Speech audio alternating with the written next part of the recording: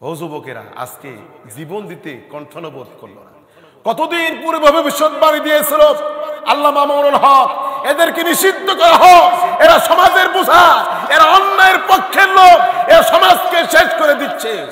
সেই দিন কানে হয় না, সেই দিন কানে নেয় নাই। আজকে ঠিকই কানে পড়েছে, আজকে ঠিক ফলন হয়ে গেল। আজকে আলেমের কথা ঠিক ফলন হয়ে গেল। সম্মানিত ভাইয়েরা, আজকে ওই যুবকরা জীবন দিল। আজকে জীবন দিতে তারা সামান্যতম দেরি করলো না অধিকার ছিনিয়ে নেওয়ার জন্য। যেমন ভাবে অধিকার ছিনিয়ে নেওয়ার জন্য মাস এবং মুআব্বাস ভালোবাসার প্রমাণ দিয়েছেন কত সুন্দর করে। আজকে ভালোবাসা আমরা নেওয়ার জন্য প্রতিযোগিতা করছি। একটা মানুষ যদি হত্যা করতে পারে, লিডার আমারে ভালোবাসবে। একটা কোনো অপরাধ নেই, নিরপরাধ সন্তানকে যদি হাত কেটে নিতে পারে, আমার প্রমোশন হবে, আমি থাকতো সেক্রেটারি হয়ে যাব, সভাপতি। ভালোবাসার ধরন কি, ঠিক কিনা? ভালোবাসার ধরন হচ্ছে আমার, আমি একজন মানুষকে হত্যা করব, গুলি করব, আমি থাকবো এক জায়গায়, প্রমোশন পাই অন্য জায়গায় চলে যাব। কিন্তু আল্লাহ রাব্বুল আলামিন চমৎকার ভাবে জানাই দিলেন, কেউ যদি আমি আল্লাহর ভালোবাসা পেতে চাই, একজন ব্যক্তির ভালোবাসা, একজন ব্যক্তির ইত্তেবা করা লাগবে। সে ব্যক্তি হচ্ছে আর কেউ নয়, ফাত্তাবিউনি, হে হাবিব আপনি জানাই দিন তারা যেন আপনার ইত্তেবা করে। কার ইত্তেবা? রাসূলের ইত্তেবা।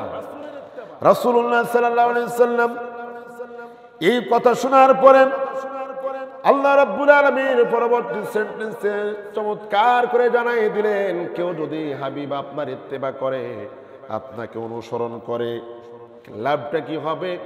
আমি আল্লাহ রাব্বুল আলামিন জানাই দিলাম, ইউহিব্বুকুমুল্লাহ, আমি আল্লাহ তখন তাকে ভালোবাসবো। সুবহানাল্লাহ বলি। কেউ যদি রাসূলের ইত্তেবা করে, রাসূলকে অনুসরণ করে, রাসূলের আদর্শ মেনে নেয়, তাহলে আল্লাহ রাব্বুল আলামিন বলেন ইউহিব্বুকুমুল্লাহ, আমি আল্লাহ রাব্বুল আলামিন তাকে ভালোবাসবো। ভালোবাসার ধরনটা কেমন? কেমন ভালোবাসার ধরন? আল্লাহ রাব্বুল আলামিন নিজে তার জবাব দিচ্ছেন, ভালোবাসবো কেমন, ভালোবাসার ধরনটা কেমন, উপমা কেমন? ওয়াগফির লাকুম, আমি আল্লাহ রাব্বুল আলামিন তাদেরকে মাফ করে দিব। সুবহানাল্লাহ বলবেন না? আল্লাহ নিজেই বলতেছেন ভালোবাসার চূড়ান্ত রূপ হচ্ছে আমি কেমন ভালোবাসবো, আমি আল্লাহ নিজেই ঘোষণা করে দিলেন, ওয়াগফির লাকুম, আমি মাফ করে দিব। আল্লাহকে প্রশ্ন করে, আল্লাহ কি মাফ করবা? যুনুবাকুম, তার জিন্দেগীর গুনাহ খাতা আমি আল্লাহ তাআলা মাফ করে দিব। সুবহানাল্লাহ, সুবহানাল্লাহ, সুবহানাল্লাহ। জিন্দেগীর গুনাহ খাতা কেউ যদি মাফ পায়, তার জীবনের লাভ না লস? তার জীবনে লাভ না লস? এর চাইতে লাভবান ব্যক্তি, এর চাইতে ভাগ্যবান ব্যক্তি আসমানের নিচে জমিনের উপর একটাও নাই, হতেও পারে না। তাহলে আল্লাহ রাব্বুল আলামিন যদি জীবনের গুনাহ খাতা মাফ করে দেয়, এর চাইতে ভালোবাসা আর কিছু আছে? এর চাইতে ভালোবাসা কিছু আছে? নাই।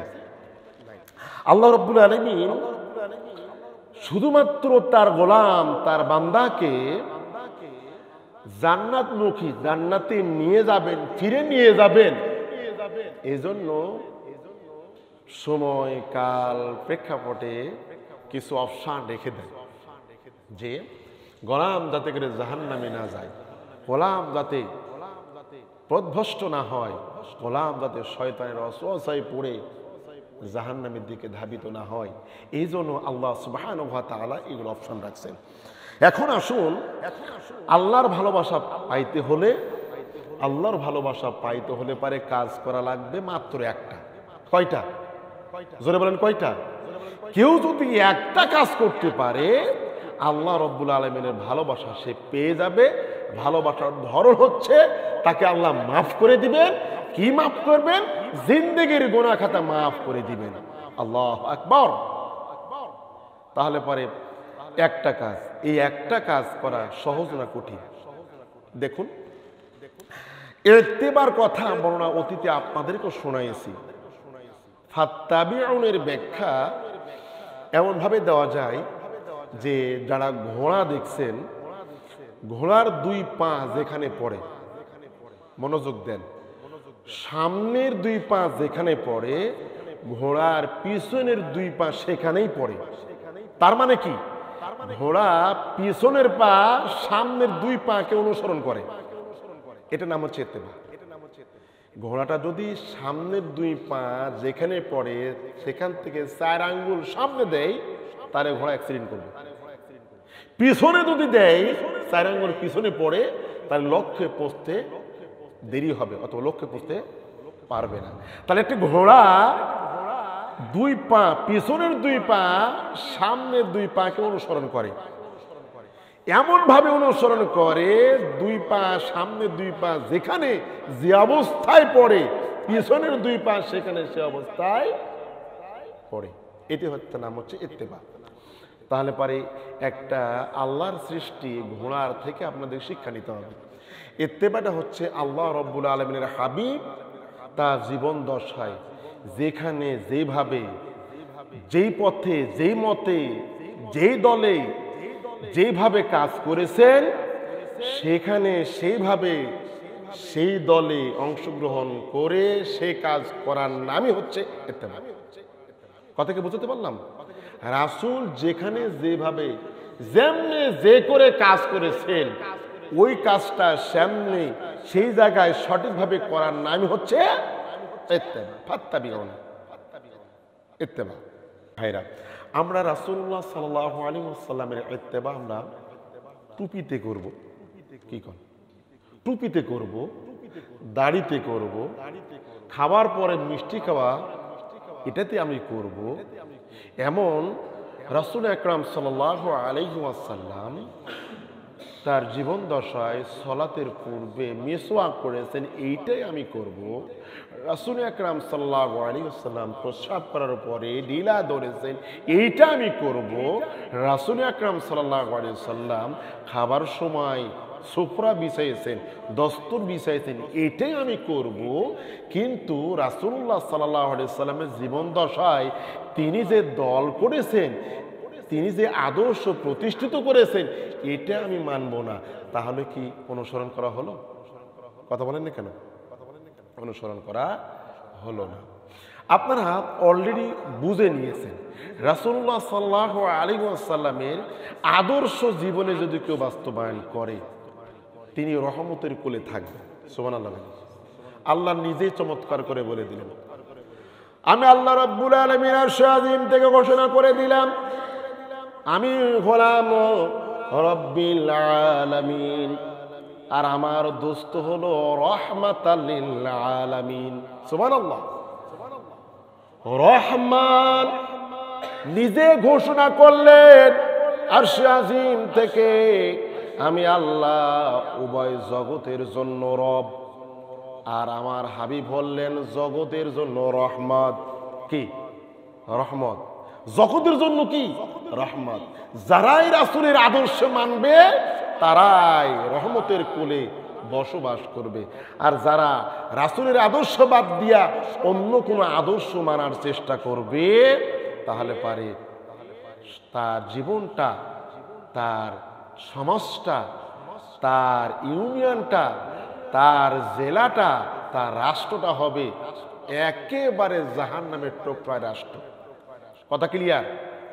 রাসূলুল্লাহ সাল্লাল্লাহু আলাইহি ওয়াসাল্লামের পক্ষের বক্তব্য অতীতে যারা দিয়েছে, যারা পক্ষ নিয়েছে, যারা অবস্থান নিয়েছে, ভালোবাসার ধরন উপমা দিয়েছেন, লক্ষ্য করুন কেমনে কিভাবে অনুসরণ করলেন।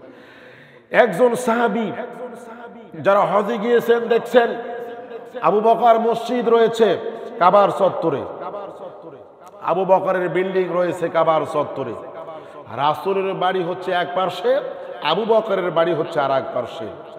রাসূলুল্লাহ সাল্লাল্লাহু আলাইহি ওয়াসাল্লাম শুধুমাত্র একদিন বলেছিলেন, আবু বকর সময় এমন একদিন আসবে হয়তো তোমাকে নিয়ে হিজরত করা লাগতে পারে, মক্কা থেকে মদিনায় যাওয়া লাগতে পারে। শুধুমাত্র এই কথা বলেছেন। ভালোবাসা কারে কয়?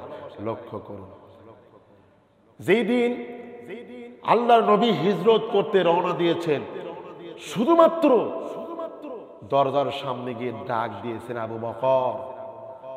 আবু বকর জবাব দিয়েছিলেন, লাব্বাইকা ইয়া রাসূলুল্লাহ। আল্লাহু আকবার। জিজ্ঞাসা করুন আবু বকর, মাত্রই একটা ডাক দিলাম, তুমি কেমনে কিভাবে জবাব দিলা? আবু বকর জবাব দিলেন, ইয়া রাসূলুল্লাহ, যেই দিন থেকে আপনি আমাকে বলেছিলেন যে তোমাকে নিয়ে মক্কা থেকে মদিনায় হিজরত করব, আল্লাহর নামের কসম করে বলতেছি, আল্লাহি বিল্লাহি তাআলাহি, সেই দিন থেকে আবু বকর বিছানার সাথে পিঠ লাগা ঘুমায় নাই। সেই দিন থেকে আবু বকর দরজার সামনে হিলান দিয়ে সারা রাত কাটাইছে। না জানি কোন সময় আমার হাবিব এসে ডাক দেয়, ডাকতে ডাকতে যে কাফিররা শুনে নাই। আর এই জন্য যদি তার মৃত্যু হয়, তাহলে আমি কেমনে কিভাবে রাসূলের সামনে আমি দাঁড়াবো, আমি কিভাবে আল্লাহর কাছে জবাব দিব? এই জন্য আমি ইয়া রাসূলুল্লাহ একটা ডাক দিয়ে তিনি সঙ্গে সঙ্গে জবাব দিয়ে দিয়েছি। সুবহানাল্লাহ। ভালোবাসা কারে কয়? হযরত আলী কাফির চতুর্দিকে ঘিরাও করে নিয়েছে। আলীকে ডেকে বললেন, আলী, আমার বিছানায় তুমি শুয়ে যাও। ও আলী, তাড়াতাড়ি শুয়ে যাও। আলী বারবার রাসূলের মুখের দিকে তাকাচ্ছিলেন আর অঝোর নয়নে কাঁদছিলেন। আল্লাহ রাসূল আলীকে প্রশ্ন করলেন, আলী, প্রাণের মায়া হচ্ছে বুঝি? তোমার কোন দিকে সমস্যা হচ্ছে? কেন এবার তুমি কাঁদতেছ? হযরত আলী জবাব দেন, ইয়া রাসূলুল্লাহ, ইয়া হাবিবাল্লাহ, আমি প্রাণের মায়া করে কাঁদতেছি না, কাঁদতেছি এজন্যই জীবনের শেষবারের মতো জান্নাতি মুখটা একবারের জন্য দেখেনি। নিশ্চিত আমি মরে যাব, কাফিররা আপনাকে মনে করে আমাকে হত্যা করবে। যেহেতু আপনার বিছানায় আমি শুয়ে যাচ্ছি, আমি আজ এই রাতের পরে আর কোনোদিন আপনার সাথে দেখা হবে না ইয়া রাসূলুল্লাহ। এই জন্য আমি বারবার ওই জান্নাতি মুখের দিকে তাকাচ্ছি আর জীবনের শেষবারের মতো দেখে নিচ্ছি, আর যদি দেখা হবে না। সম্মানিত ভাইরা, হযরত আলী রাসূলের কথা অনুযায়ী প্রাণের মায়া করলেন না, স্ত্রীর মায়া করলেন না, পরিবারের মায়া করলেন না, রাষ্ট্রের মায়া করলেন না, গ্রামের মায়া করলেন না। রাসূল বললেন, আলী বিছানায় শুয়ে যাও। সঙ্গে সঙ্গে আলী মেনে নিয়ে শুয়ে গেলেন। আল্লাহর নবীর ভালোবাসা কেমন! তিনি ইচ্ছা করলে পারতেন রাসূলুল্লাহ আপনাকে বাদ দিয়ে অন্য নাম ঘোষণা করেন, পারতেন না? পারতেন, কিন্তু না করেন। তিনি এ কথা দায়িত্বহীন কণ্ঠ উচ্চ সুরে আওয়াজ দিয়ে রাসূলের কানে বললেন, রাসূলুল্লাহ, আমার চাইতে বড় ভাগ্যবান আর দুনিয়াতে কেউ নাই। রাসূল যেখানে আদেশ করেছেন, রাসূল যেখানে নির্দেশ করেছেন শোয়ার জন্য, আমি যদি এখানে মরেও যাই, মরাটা আল্লাহর কাছে কবুল হয়ে যাবে। ভালোবাসা কারে কয়? এমন একটা ভালোবাসার দৃষ্টান্ত দিয়েছেন হযরত আলী রাদিয়াল্লাহু তাআলা। রওনা দিয়েছেন হিজরতে। নিয়ম হচ্ছে মদিনা হচ্ছে উত্তরে, রাসূল রওনা দিয়েছেন দক্ষিণে।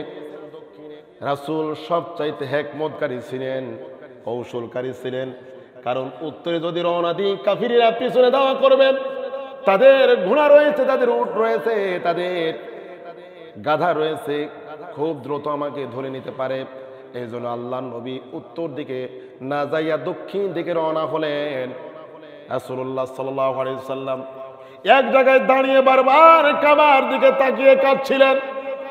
হিজরি রোড, হাজী সাহেব গন্ধারে গিয়েছেন, হিজরি রোড রয়েছে, একটা মসজিদ রয়েছে, ওই জায়গায় দাঁড়িয়ে বারবার কাবার দিকে তাকিয়ে কাঁদছিলেন। আল্লাহর নবীর এই কান্না দেখে আবু বকর কাঁদছিলেন।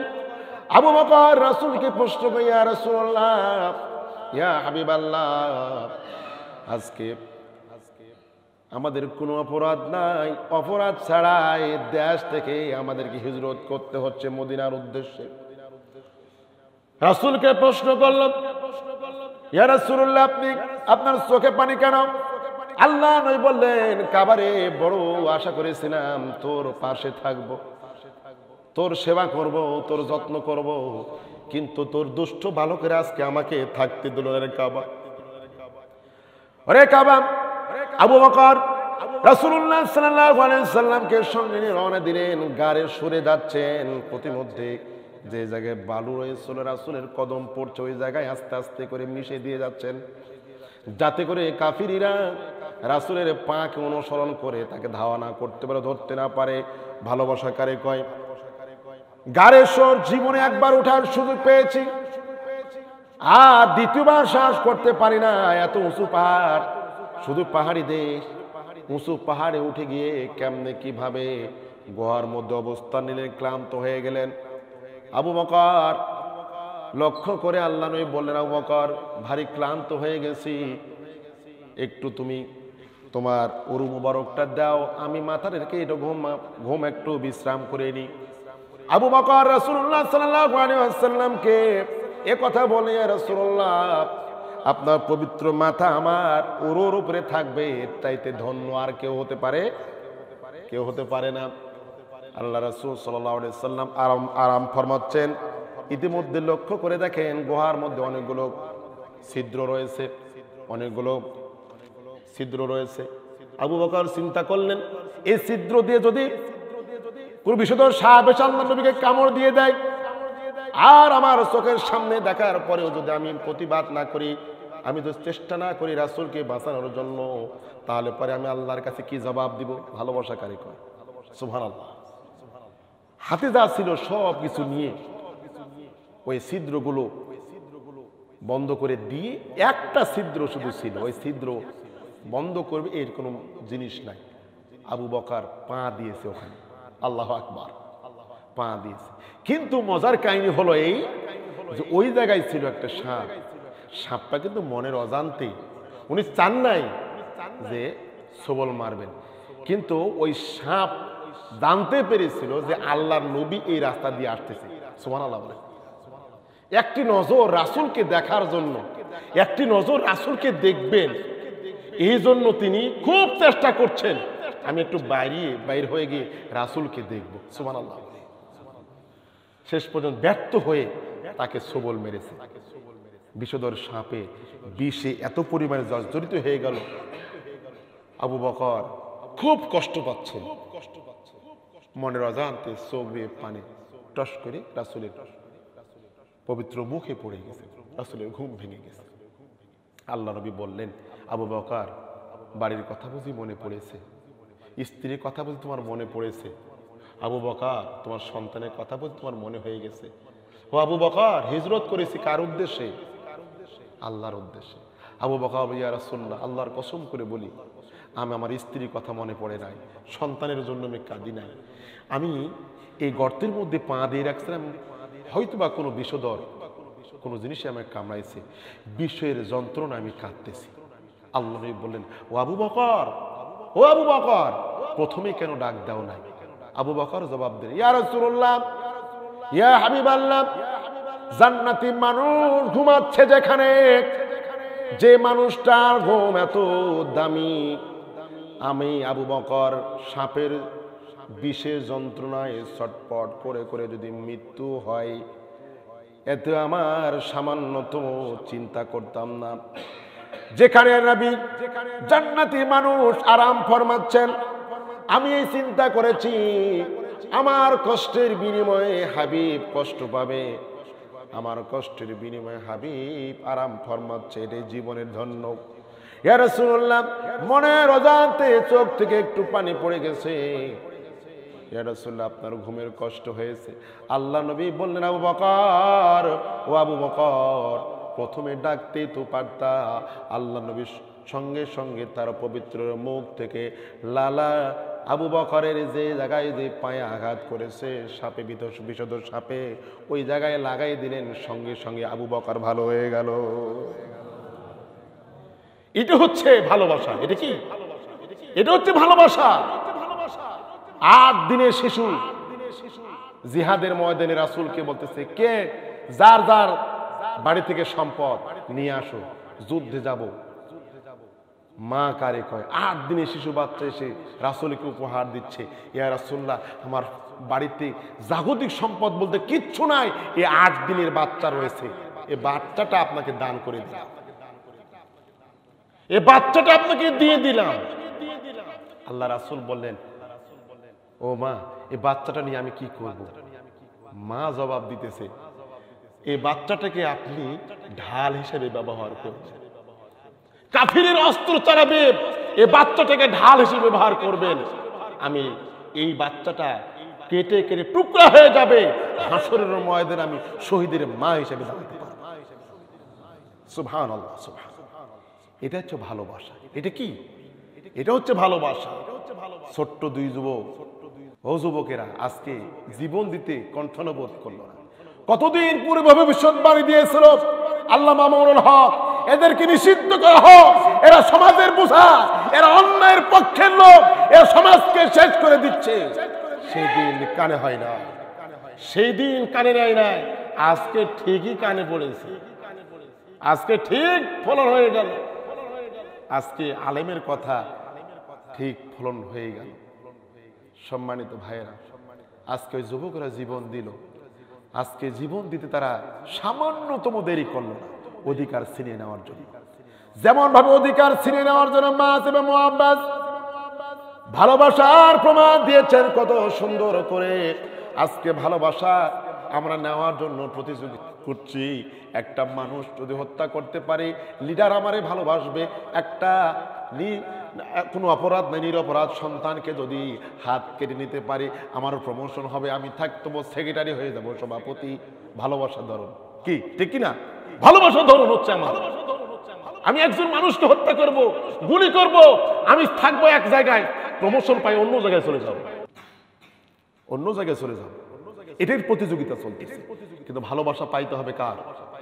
জোরে বলতে হবে। আল্লাহর ভালোবাসা পাইতে হলে পারে আনুগত্য ইত্তেবা করতে হবে কার?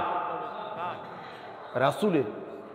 ওই নেতার আনুগত্য করতে হবে, যেই নেতার আনুগত্য করতে পারলে দুনিয়াতে শান্তি, পরকালে মুক্তি।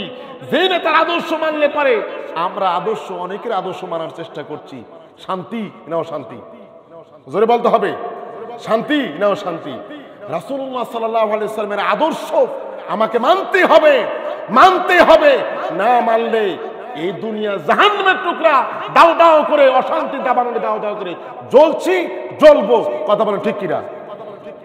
সম্মানিত ভাইরা, রাসূলুল্লাহ সাল্লাল্লাহু আলাইহি ওয়াসাল্লামের এই ভালোবাসার প্রমাণ দিয়েছে মাআজ এবং মুআব্বাস, দুই ভাই একত্রিত হয়ে শাহাদাত বরণ করেছেন। কিন্তু জয় না বিজয়? কথা বলেন না? বদর প্রান্তে ডাইরেক্ট রাষ্ট্র সরকার, বাপের উপর বাপ আছে না? কি সেরার উপরে সোয়ার সেরা আছে না? হাজারের উপরে 1100 আছে না? আছে। আমি এই কথা বোঝানোর জন্য এই কথা বলে থাকি। গাধা আর হচ্ছে ছাগল, দুইজন কথোপকথন করতেছে।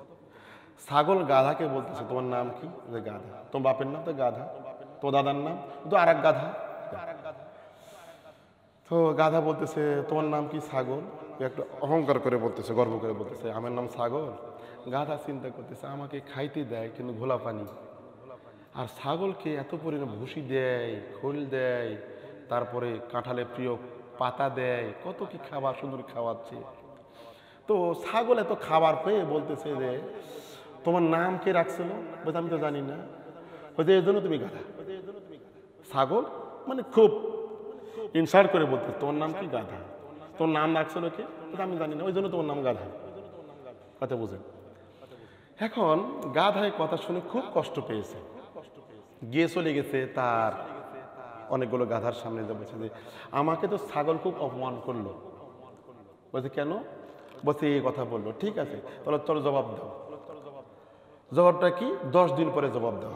10 দিন পরে জবাব দিতে গেছে ছাগলের কাছে। বলছে ভাই ছাগল, হ্যাঁ আমার নাম গাধা, ঠিক আছে, কিন্তু তোমার পশ্চিম দিকে তোমার চাঁদ উঠে গেছে। কি কন? পশ্চিম দিকে তোমার চাঁদ উঠে গেছে। ওরে ছাগল, এই মালিক তোমাকে খাওয়াচ্ছে, ভুসি দিচ্ছে, খোল দিচ্ছে, পাতা খাওয়াচ্ছে, সঠিকভাবে আদর আপ্যায়ন করতে, এর পিছনে উদ্দেশ্য আছে। কথা বলে না কেন? ওরে ছাগল, আমি গাধা হলে হবে কি? গোলা পানি খায়, আমি গাধা গাধাই থাকবো, কিন্তু পশ্চিমে তোমার কুরবানির চাঁদ উঠে গেছে, তার মানে তোমার সময় শেষ। ওরে ছাগল, বুঝে নিও তোমাকে যদি বেশি আদর করে, যত্ন করে, তোমার সময় কিন্তু শেষ। আমার দেশের মধ্যে কিছু ছাগল পোষা হয়েছে, ছাগলদেরকে আদর আপ্যায়ন করে খাওয়ানো হচ্ছে। বাপের উপরে বাপ যখন দাঁড়ায় গেছে, আস্তে করে নত হইয়া মিডিয়ার সামনে সিলিন্ডার হতে বাধ্য হয়েছে। কত কয় না কেন? সিলিন্ডার হতে বাধ্য হয়েছে। বাপ না তুমি, তোমার বাপের উপর বাপ দেখাইছে। এখন তুমি তাদের কথা মেনে নিতে বাধ্য। বাধ্য না হলে ফেরাউনের যা হয়েছে, আবু জাহেলের যা হয়েছে, তোমার এক অবস্থা হবে। ঠিক কিনা? অতএব বেশি নাচানাচা করা যাবে না, বেশি নাচানাচি করা যাবে না। এই কথার অনেক দাম, এই জবানের অনেক দাম। রাসূল বলেছেন, যার হাত থেকে, মুখ থেকে, জিহ্বা থেকে এক মুসলমান আর এক মুসলমান নিরাপদ নয়, সে মুসলমানই না। সে কি? মুসলমানই না। অতএব রাসূলের ভালোবাসা অর্জন, ভালোবাসা নিতে হলে, আল্লাহর ভালোবাসা নিতে হলে ভাই রাসূলের ইত্তেবা করতে হবে, রাসূলের আদর্শ মানতে হবে, রাসূলকে নেতা হিসেবে মেনে নিতে হবে। তবেই আমাদের শান্তি। নচেত শান্তি আসবে? আসবে? আসছে? আসবেও না। অতএব নেতা যদি মানতে হয়, মানব একজন নেতাকে। তার নাম কি?